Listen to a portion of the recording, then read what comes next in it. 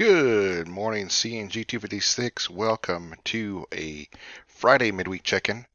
The participation looks like it's slowly dwindling down. I expect today, Saturday, and Sunday to jump. Make sure that that's not the case.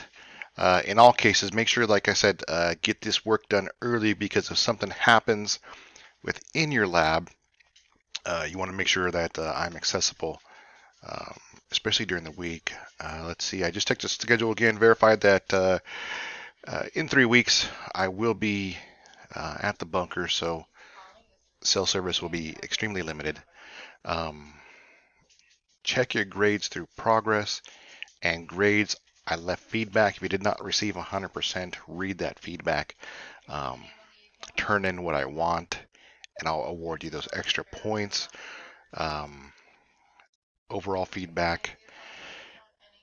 The For the most part, everything was good.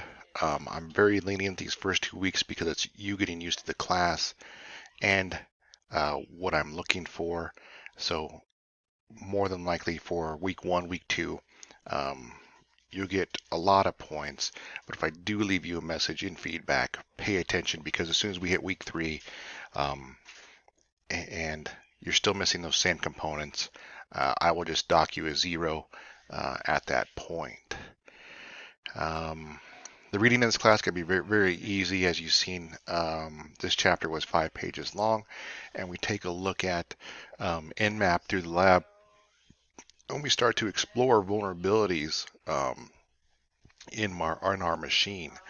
Um, I would recommend printing these out and possibly keep them in a folder so you have documentations to look at. Um, and think of this as you're creating a report and a reflection. Um, and I have you write these in the labs too. You're creating a report and a reflection. You know, probably at the end of this course. This is why I'm kind of warming you up to um, the differences in labs.